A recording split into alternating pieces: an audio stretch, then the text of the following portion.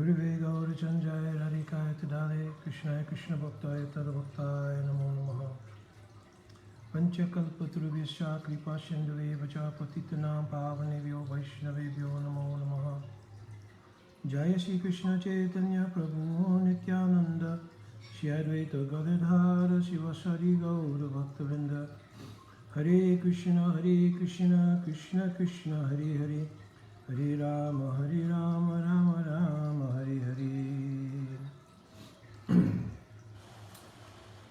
Dandavat Pranam devotees, all glories to Srila Gurudev, all glories to Srila Prabhupada, Avlokanagara Guru Varga, to all the Vaishnavis, Maharajas.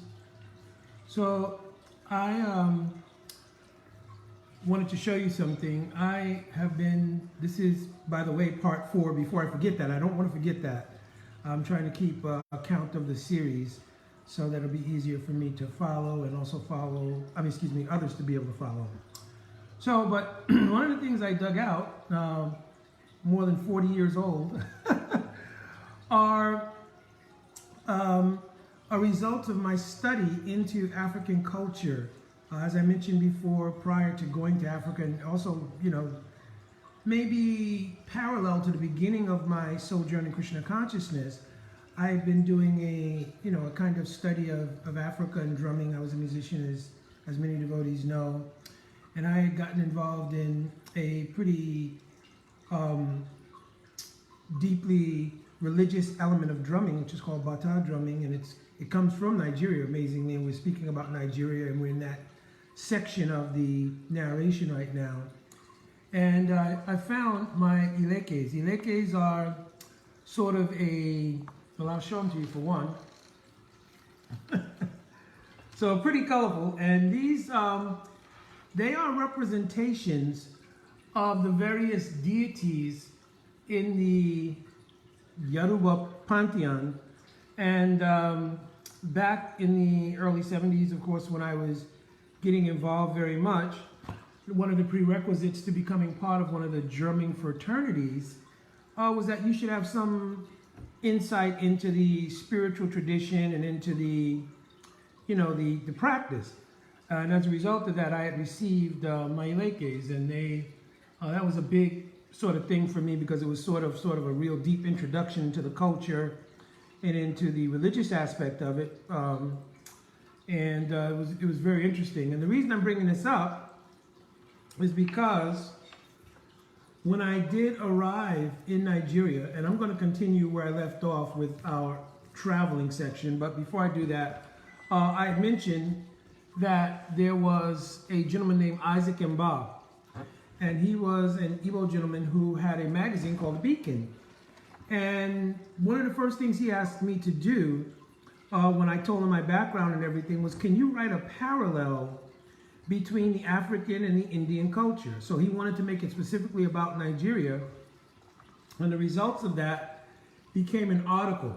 I don't know if you can see this. It looks like the writing is backwards. I guess that's just one of the things, but basically there was Nigeria and India, right? And it was the bridge is culture. That was the subtitle of the article. It's obviously looks backwards here to me, but that was the subtitle of the article. And basically what it dealt with was the similarities both in culture and in religion between the Yoruba culture of Nigeria and the Vedic culture in India. So, and it primarily focused around the demigods and the Orisha and how they were similar, and then other cultural things, village life and so forth and so on. And it turned out to be a very big article in terms of attracting people interest in Krishna consciousness. And the reason is people could now see that what we were doing in terms of preaching in Africa was not like the missionary activities. We weren't introducing something that was so foreign, so to speak, but that there were actual cultural roots. And, gradually down the line, I went on and studied about, the world being one world, at one time Pangaea, then Laurasia, Gondwana land, and you could see how the land masses of Africa and India and so forth were connected. So that gives indication, of course, from Srimad Bhagavatam, especially 5th canto, we also have an idea of these things. how many of the cultures obviously had connection, and therefore you could see in the manifest culture of these places, very similar things. Even when, and I'll talk about this a little later on, it wasn't so much directly related to the pioneering of the preaching in Africa, but it was a trip that I went on with His Holiness Bhakti Tirtha Maharaj and many other devotees once we had started the Institute in DC, that we went to Israel and Egypt. The actual preaching outing was actually in Israel, in a place called Dimona. There was a community there which we had a close connection with, and we had been preaching and making friendship with, so we went to visit. But prior to that, we stopped and we stayed in Egypt. I believe it was for 10 days or a week, I cannot remember. But part of that trip took us to various places, and maybe I should just wait till we get to that section to describe it. But because I was talking about similarities, in that section also some great similarities will come up. We actually went to the pyramids in Giza, and there are many interesting phenomena about that, including, I'll tell something about the worship of Shalagram Shila and the connection with that, so forth and so on. So that was just an introduction to getting started with part 4. And I think I had left off where myself and my former wife, we were about to travel to collect for our tickets to India. One thing I did want to bring up, I didn't mention it yesterday because I wasn't sure of the chronology. Now, I remember when all of the other devotees had come from the West. I spoke to Pujapat Shanta Maharaj, but I didn't speak to him about this, but I think in one of the books that was written on the biography, Black Lotus, of Srila Bhakti Tirtha Maharaj, I think maybe he came when those devotees came. I'm still not sure about that chronology. But I'm going to tell one story before I head on down the track of our travel for preaching that happened while we were there. That had some reticence about telling this story because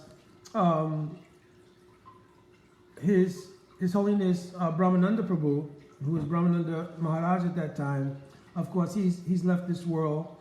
And similarly, of course, Srila Bhakti Tirtha Maharaj has left this world.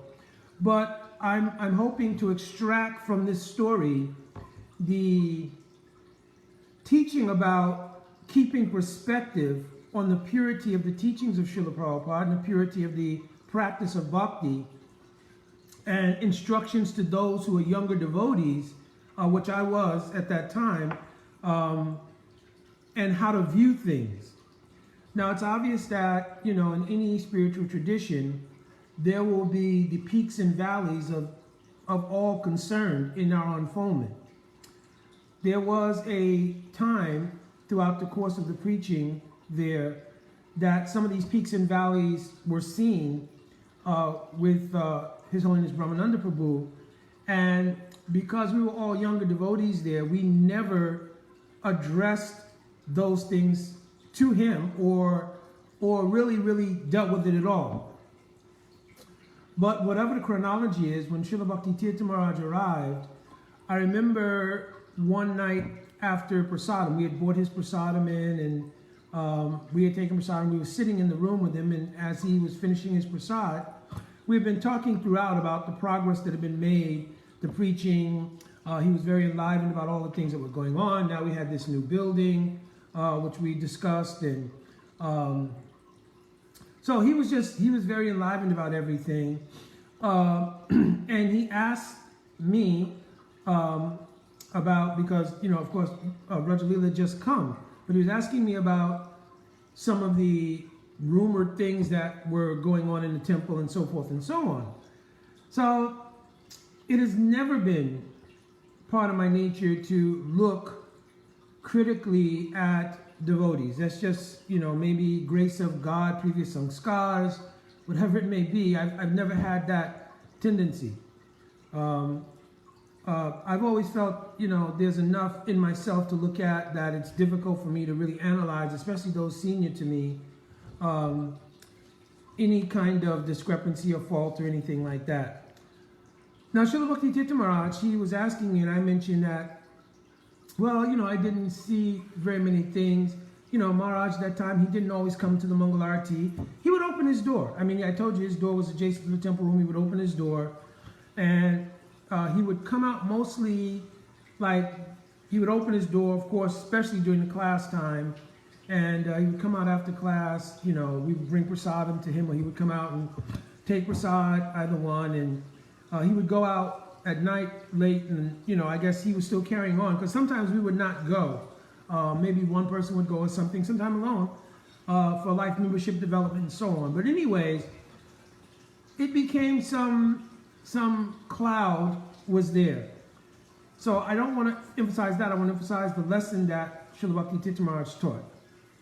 So the entire time that I had association with Bhakti Tirtha Maharaj, he had never displayed any anger. He had never yelled at me or anything like that.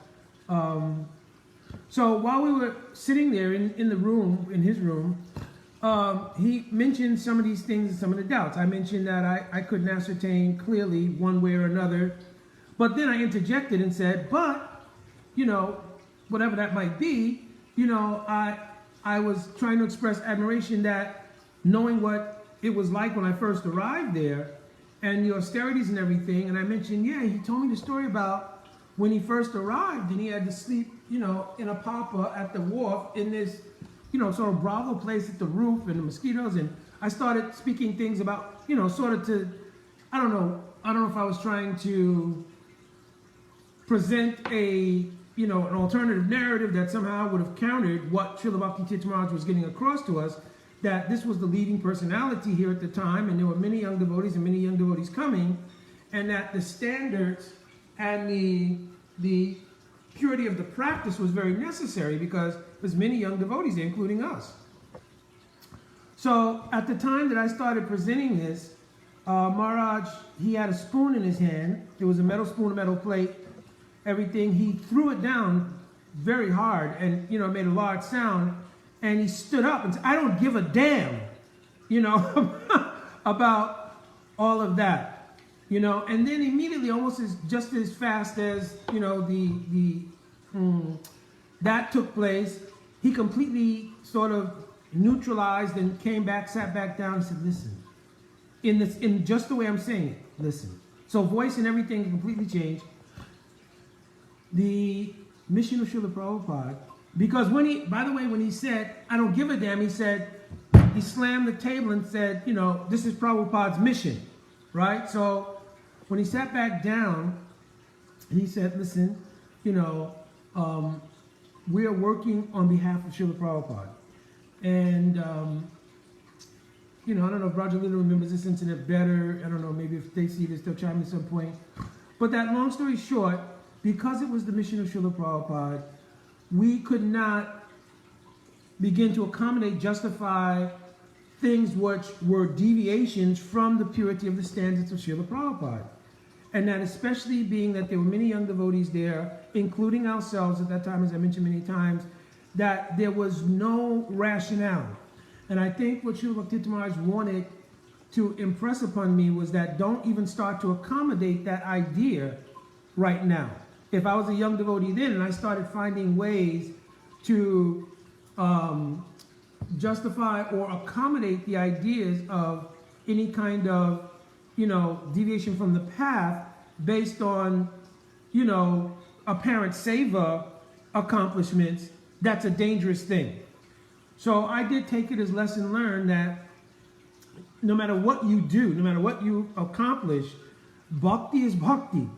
And the purity of the practice of bhakti, the purity of the being fixed to the ideals, both in practice and in siddhanta and everything else, it can't be compensated by what you physically do. Some sakriti will always be there, no doubt. But bhakti is bhakti. And our Goswami Varga did not write out all of the rules and regulations of bhakti. They did not write out the nature of the practice of bhakti. They did not write unlimited verses covering the Siddhanta of Mahaprabhu to accommodate deviation based on, you know, well, you know, this is what I did yesterday. I did so many books, or I made so many devotees, or I did this kind of preaching or that kind of preaching. So I brought that point up because it was a lesson that was, you know, kind of deeply embedded, in part because, of course, like I said, I had never seen Srila Bhakti Maharaj become angry before up to that time. And also because it was something that would kind of stick with me later on. I still, like in my own personal practice, I don't tend to want to hear or talk about what happens with other devotees, even though certainly anything that impacts the community, that needs to be dealt with. And I'm also very, very aware and alert to not accommodate opposite-dontic things, because I think that destroys more than anything the movement. And history will bear out that when we've seen opposite-dontic teachings come in, even in the history of our whole Gaudiya line, that's where the biggest deviation takes place. Srila Bhaktivinoda Thakur even took time to identify 13 types of apasampradayas based on slight deviations or major deviations from the Siddhanta of Sriman Mahaprabhu.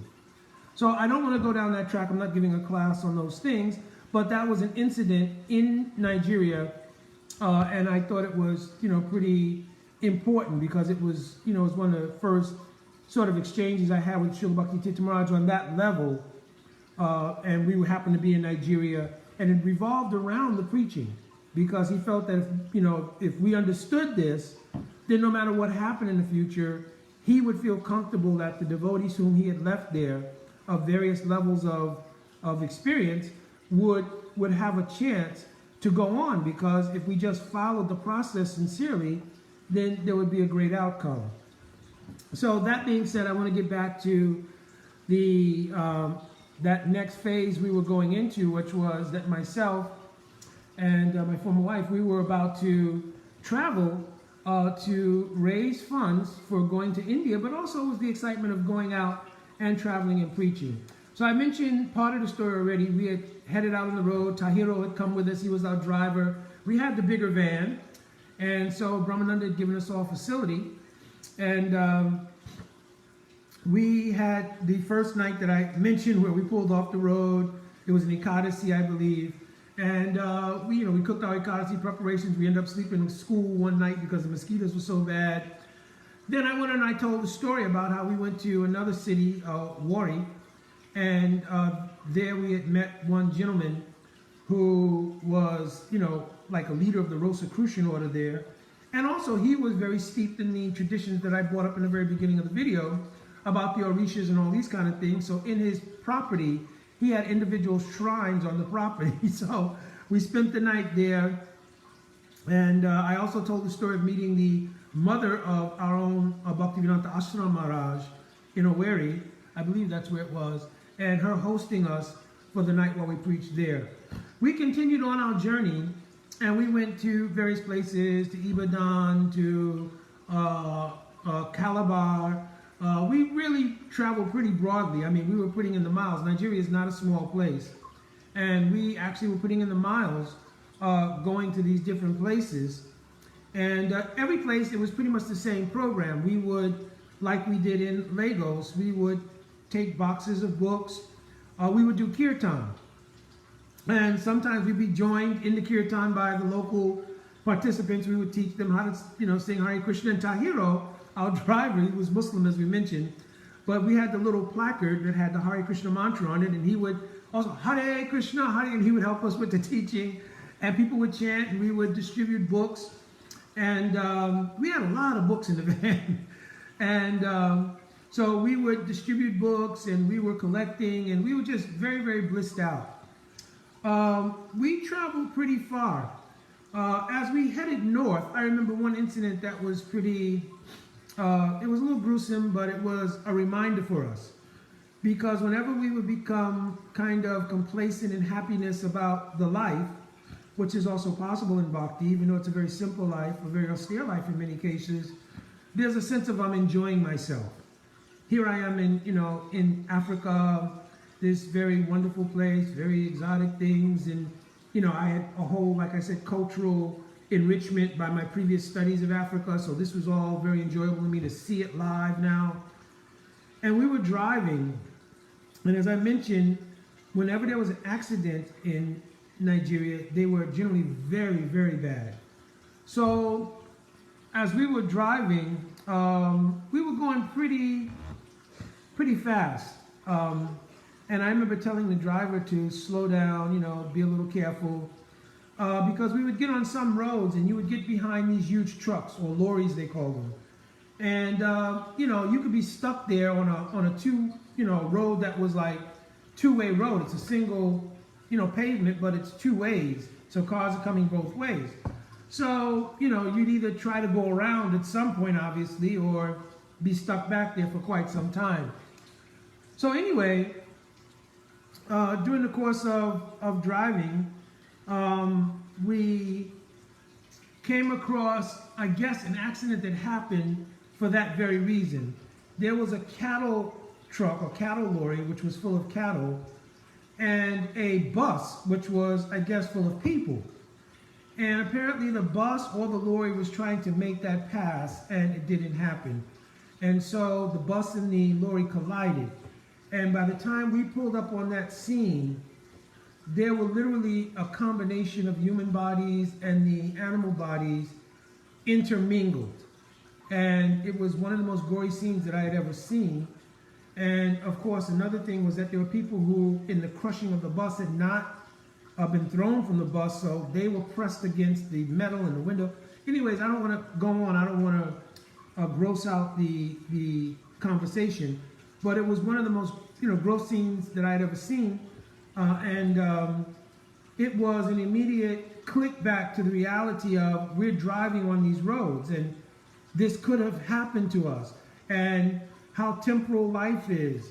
And, you're here on a mission, and that part of that mission is to instill in yourself, as well as trying to instill in others, that life is temporary, and that the mission of human life is the development of the soul, that this body can go at any time, and it may go in ways like this.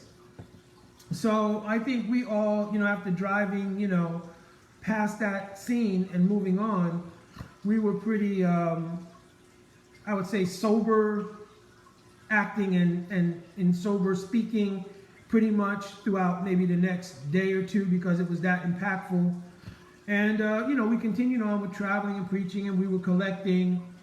I can't remember if it was on that trip that we had gotten up as far as Kaduna. I do remember taking a separate trip to Kaduna just to describe something of that area. There are three main sort of ethnic groups in Nigeria: the Yoruba, the Igbo, and the Hausa. As you go north in Nigeria, the Hausa community and Hausa ethnic group is large, and they're predominantly Muslim. So we did take a preaching trip to Kaduna, and I believe Brahmananda was on this trip, because I remember it was at the house of one Indian gentleman who held a huge sort of gathering for a lot of the Indian community who lived in that area. And I remember in that trip, I know it was not just myself and Brother Lila, because there were many other devotees on the trip. And now to a lighter side of things, when we went to do the preaching, we did the usual program. We showed the video of Life Comes from Life, of Vrindavan, Land of Krishna. We did kirtan. We had many more devotees now, so we did kirtan bhajan, which I always love to do. And we were able to, do our preaching like that. So we were extremely happy. Now, the host at that time laid out a spread, and it was incredible.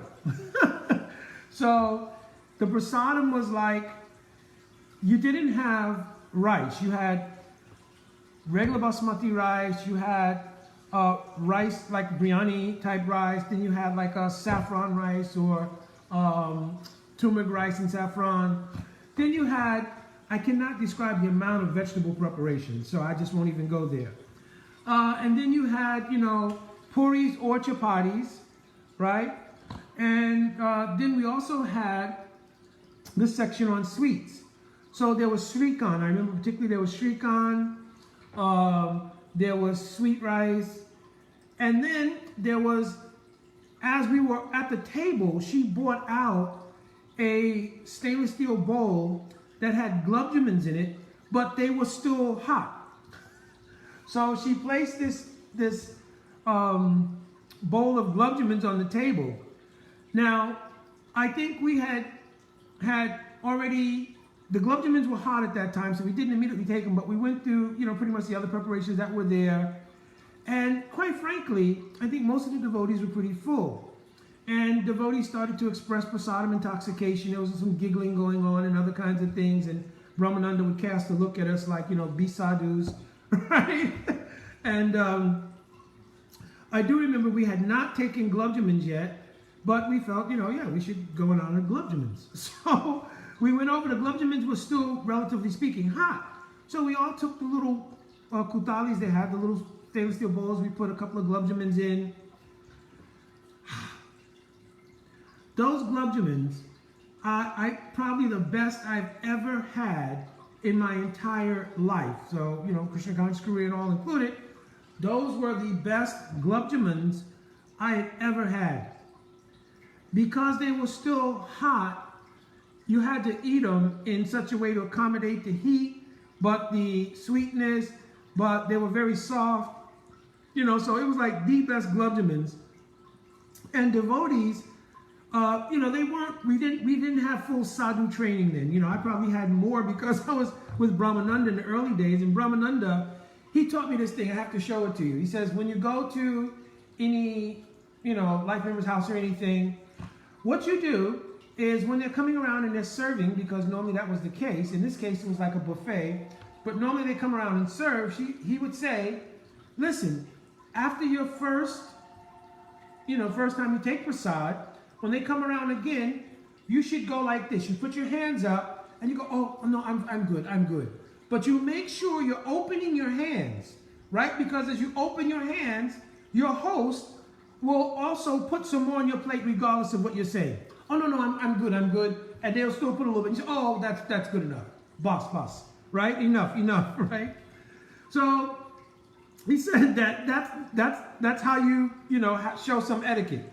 And he said, when you're genuinely satisfied, then you put your hands, you don't move your hands, you cover your plate. No, I'm fine, right? But because this was a buffet, that option was not there. And devotees did not exercise that option on their own selves. So before you knew it, we were just like on a cycle to the glubjamin table, right? People would get two, come back, go back, get two more. So the lady was very happy. She just kept bringing them out. I don't know if she had some kind of factory going on in the back for glubjamins, but she kept bringing them out and devotees kept taking them.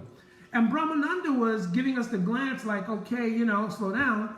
So I remember getting a kutali because he had taken prasad, but he had not taken any yet. So I bought 2 glubjamins for him.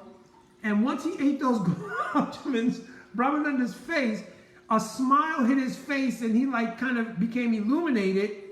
And he did, without saying anything, he just took the kutali and put it near me again and kind of rattled it a little bit.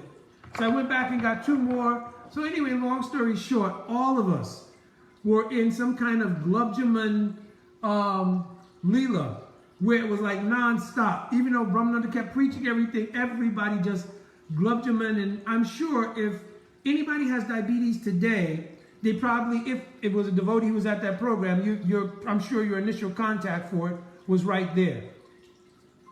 Oh, hold on one second. Haribo, sweetie. Haribo, Mohini. Can you check the oven for me? I'm also cooking afternoon offering at the same time. So we just got one thing in the oven. I was just asking my good wife if she would check for me since I'm doing this. So anyways, yeah, that was Glubjamin Heaven. Maybe that program should be called Glubjamin Swarga, Glubjamin Heaven. And so I'm going to try to go back to continue the preaching when I was out with Brajalila and kind of wind that up. So anyway, we had gone, I guess, pretty far. We decided to head back. We actually went place to place until we collected what we knew would be sufficient to get our tickets for India. So everything on the way back was more or less just excess. And it still was a chance to distribute books. We were kind of getting low on books as well. So we started heading back. And I remember we stopped again in Calabar and there was a river there. And I remember us parking near that river and staying, maybe I think we stayed more than one day. We may have stayed 1 or 2 days, just as a sort of R&R from all the traveling and the preaching and so forth. And we were still cooking out of the back of the van and going to the market and making, so it was really, really, really nice. So finally we begin to head back into Lagos. We feel very successful. We had a ton of Lakshmi with us, money with us. And, you know, somehow or another, we never faced any danger, like being robbed on the highway or any of that kind of stuff. So we got back, and, you know, of course, Brahmananda was extremely happy. We also were telling all the devotees about the adventures and all these kind of things, but Brahmananda was extremely happy. We turned over all of the Lakshmi, and, you know, whatever few books we had left, we put back in the book, you know, storage and all of that. And we felt comfortable that, yeah, we've collected for India, so we had a kind of enthusiasm that this was going to be our first trip to India. And we were kind of mentally getting prepared for that. And at the same time, continue our preaching there in Lagos. Myself and Srinath Chakravarti, we had a very close friendship. We were, you know, both musicians, and we had kind of musical careers back in the States prior to coming into Krishna consciousness. So, you know, and we both shared a deep love of study and learning shlokas and all these kind of things. So, you know, Srinath was, you know, telling me, you know, about being happy to be there in Nigeria and so forth and so on, and preaching, and because when we traveled to preach, they were also preaching and what have you. And he was a little anxious because I guess the rumors were already there that we may be moving on to another place. So he began telling me, well, listen, you know, this is going on and it's going on really nicely. You know, why don't you stay here? We could preach more. And I really had not digested it. I knew that I had been in Nigeria now for almost 2 years, maybe 2.5 years. And we had a temple,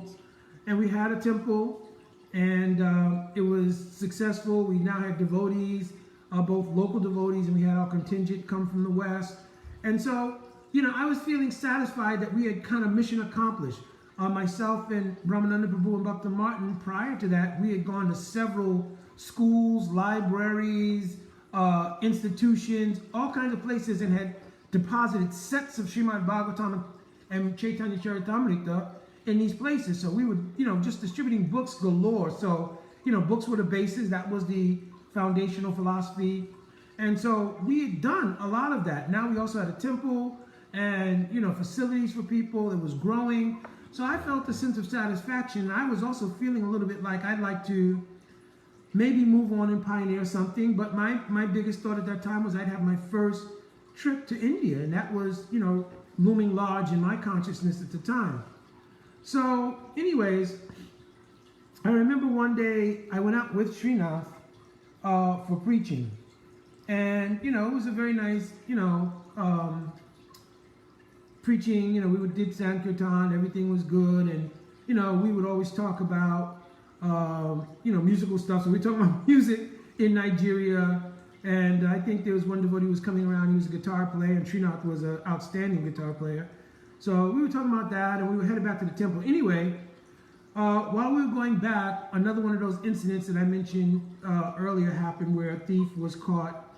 And I'm not going through all the details, but long story short, he was killed, and you know, he was burned in the road and so forth. So we waited, drove around that incident, but it wasn't very far from the temple. So now, as I mentioned, a lot of times days would go by and there was no resolution whenever there was a homicide or something like that. There was no resolution. So I remember for days going out on different things and coming back and forth past that scene. And I remember that did start to grate on me a little bit, like, okay, I'm ready for a change. And I remember having the discussions with Srinath. I kind of was confiding in him, yeah, I'm kind of ready to move on and so forth. And it came closer and closer to time to go to India. And I was thinking, like, if I did come back to Nigeria from India, I was immediately going to go somewhere else and start preaching.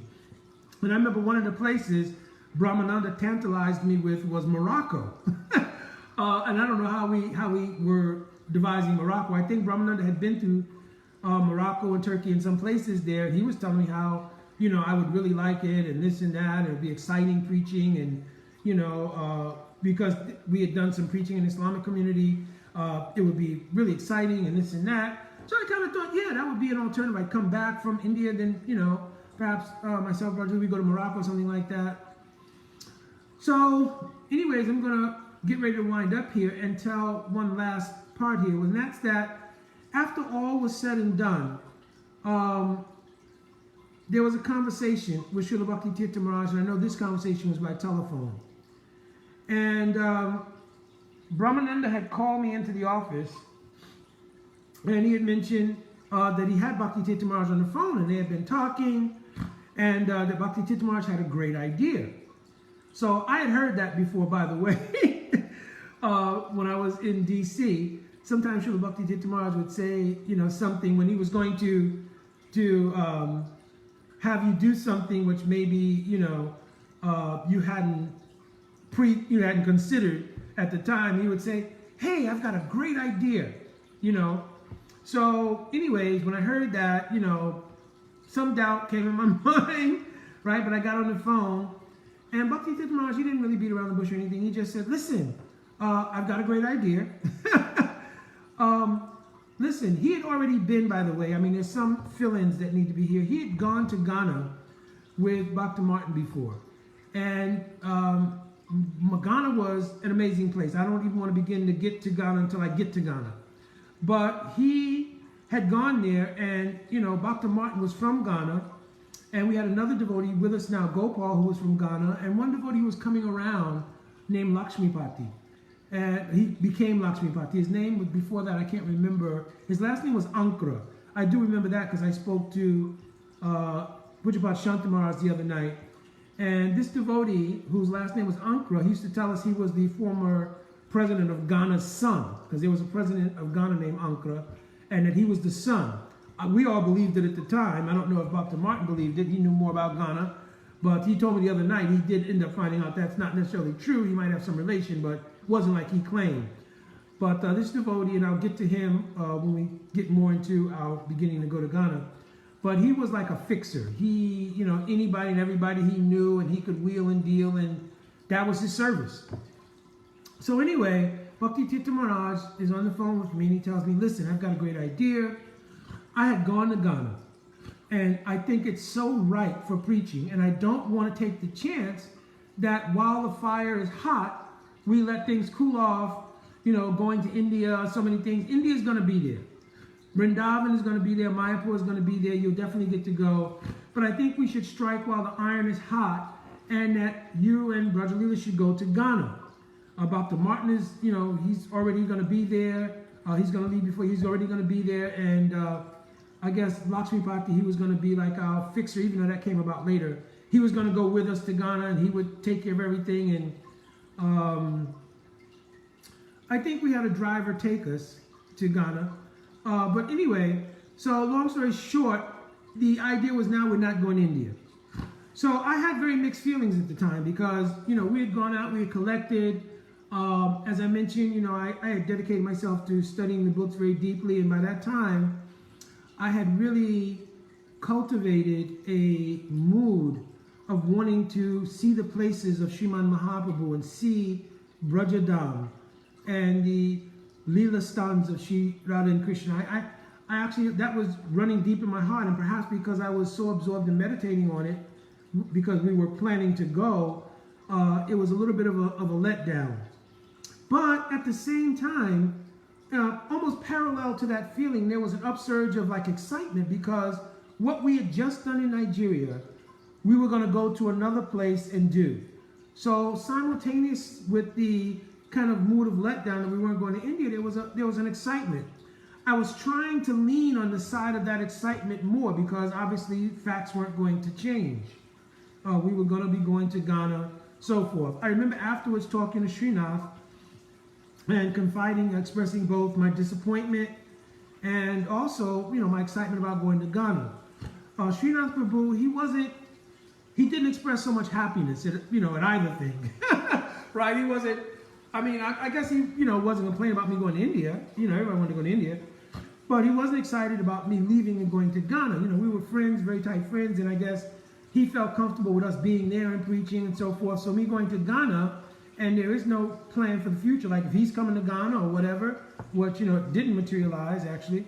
So he was a little upset with that idea. And so, that even more made it a little difficult for me, because somebody who I had a pretty close relationship with there was feeling like, oh, you're kind of abandoning things. You're taking off and you're going to Ghana, so forth. And, I told him, well, this is, Shulabaki Titamar's idea as well, but I'm excited about it, and so forth. And he said, well, there's still so much to do here, because there was.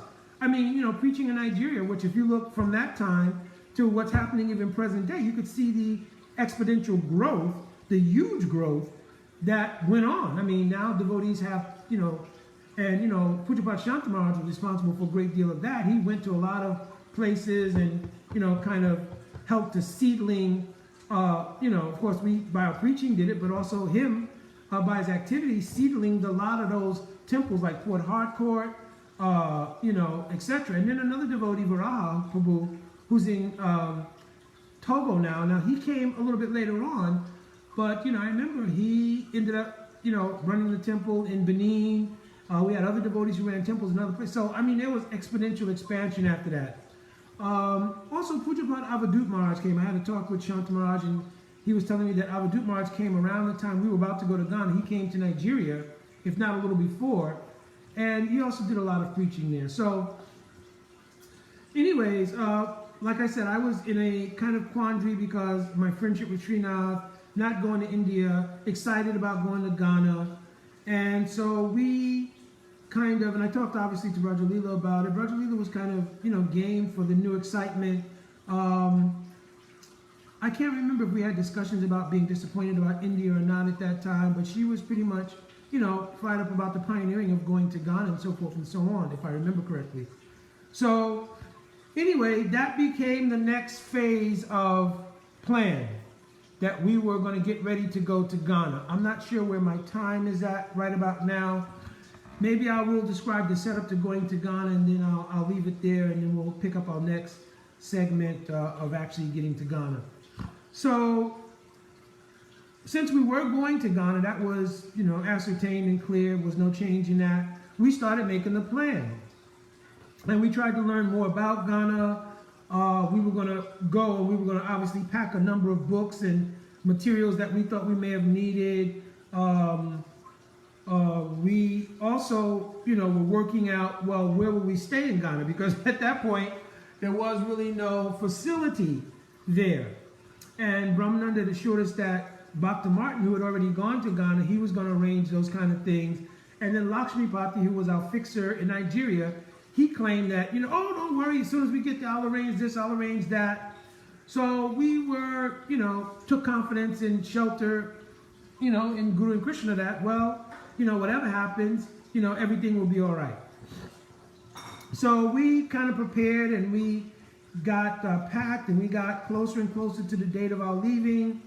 And I remember sitting with Brahmananda Prabhu, and Brahmananda Prabhu also telling me that he was really very happy that I come to Nigeria with him, and that I was preaching in Africa now, and that he was giving me blessings on behalf of Srila Prabhupada, that I would stay in Africa, and that I would see Africa's, preaching, and see Africa flourish in Krishna consciousness, and that I would make this like my Prabhudatta Desh.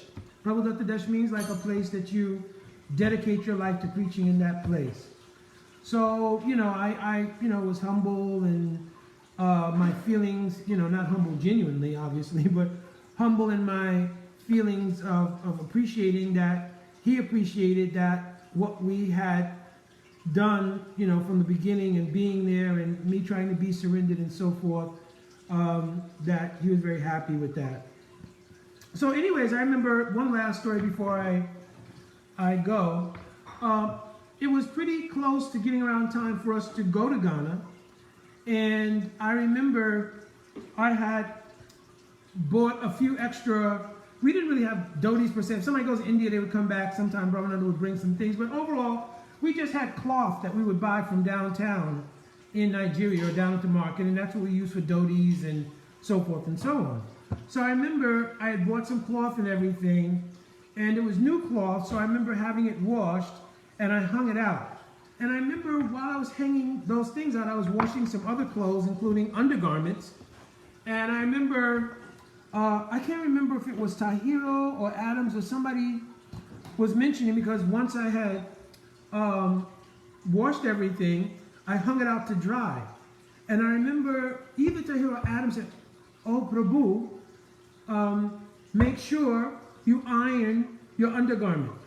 So at first it didn't click into me. I was like, iron the undergarment? You know, I was thinking he meant like, thought he meant iron your dhotis and all of that. So I was thinking, well, you know, really no need, because when you hang them out to dry like this, they don't really wrinkle up so much, and you know, it don't be like I have to actually take an iron to it, right?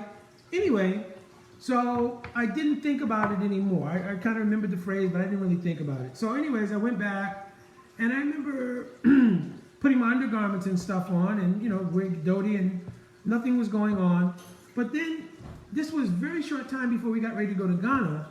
I had an excruciating pain. I'm gonna, for the sake of, you know, keeping it, my wife is staring at me, so for keeping the narration appropriate, I'll say my lower back, right? I had a great deal of pain in my lower back, and I didn't know what was going on. So it went on for, you know, maybe a week or something, and it got worse and worse. So then I began to feel around the area, and there was a little blood, and I could feel some kind of boil or something. I didn't know what it was. And so I went to Brahmananda and I told him, listen, I'm not quite sure what's happening, but I'm getting like an excruciating pain. I cannot sleep at night, so forth and so on, and I'm not sure what it is. I don't know if I was bitten by something. I'm not exactly sure. So anyways, we started to go to see various doctors. We started with the doctor who had the clinic right next to the temple, and he looked and he tried to give me something for the pain and so forth, but he couldn't ascertain what was going on. He looked at it, he said, "It looks like a boil," and he gave me some antiseptic and other things, but it was getting worse and worse. The boil was getting a little bit larger. The pain was becoming excruciating to the ability where the pain medication wasn't really working. So I told Brahmananda, I'm not sure. I may have to go back to the States because I got to find out what's going on and get it cleared up. I didn't want it to become worse and worse. So Brahmananda said, okay, let's try, you know, a couple of other things. So we went ultimately to a specialist. And the specialist, you know, I'll skip the other people we went to, but we went to a number of people, then we went to one specialist. So he examined it. And when he examined it, he said, "Oh, okay, just stay here." He went and he came back with some kind of medicine that was topically applied. But when he put it on, I had like a thrust of pain, right? And then he took like tweezers and he started to pinch the skin in that area, and it was excruciatingly painful. But then he took the tweezers and he pulled up what's called a tumble fly. And what this thing does is, now back to the original statement of Tahiro or Adams, whoever mentioned to me, to iron my undergarments. What happens is that during a certain season, these flies land on your clothes when you wash them, and they hatch eggs in the clothes. Grace of Guru and Krishna, maybe one of what was hatched got into my skin, and once it gets into your skin, it lives by burrowing into your skin to survive. So, anyways, I only had one of them. The doctor told me I was very lucky because there are people who come in with multiple cases of it, and you know, so it's like having multiple of these flies in your embedding in your skin and eating, essentially. So anyway, once he got that out, it was like there was so much relief. There was a little soreness and so forth, but there was antiseptics and I had to keep it clean for some days and all of that. But this incident took place, you know, pretty much close to going to Ghana. And it was something I thought was going to derail, for me, the whole idea of the Prabhu Datta Dash preaching in Africa. I was like, nope, I got to go back and find out what this is. But anyway, once that came to resolution, we actually made our plans. We got ready to go. Lakshmipati, the devotee I was telling you about, he was going to be traveling with us, and one of the drivers. We went through a whole discussion about what we would have to do, because now not only would we be crossing through Nigeria, but we'd have to cross into Benin, and from Benin cross into Togo, and then finally from Togo into Ghana. So Brahmananda was saying, and Lakshmipati collected quite a bit of, not quite a bit, but a nice amount of money from Brahmananda Prabhu, because there would be checkpoints. I would say, I don't know every how many miles, but there were checkpoints. And essentially these checkpoints, I don't care what was going on, the bottom line was you were going to have to what we call dash, or give a little bit of a tip, so to speak, to the checkpoint.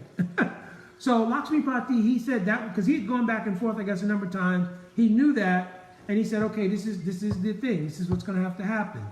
You're going to have to tip this, person at each checkpoint. So he got the money to do that. I remember we packed up some prasadam, and along the way we also would buy some fruits and things like that, and that because we obviously could not eat out. It doesn't take that long. I can't remember how long the trip was, but it doesn't take that long really to go from Nigeria to Ghana. So I remember we got everything ready, and I remember our little grab bag or picnic bag of goodies for the trip was excessive. Devotees were all giving us all kinds of things for the trip and everything. I remember, me and Srinath, we had kind of made up, and he was, okay, we'll go get him, and, maybe I'll be able to come to Ghana, and so forth and so on.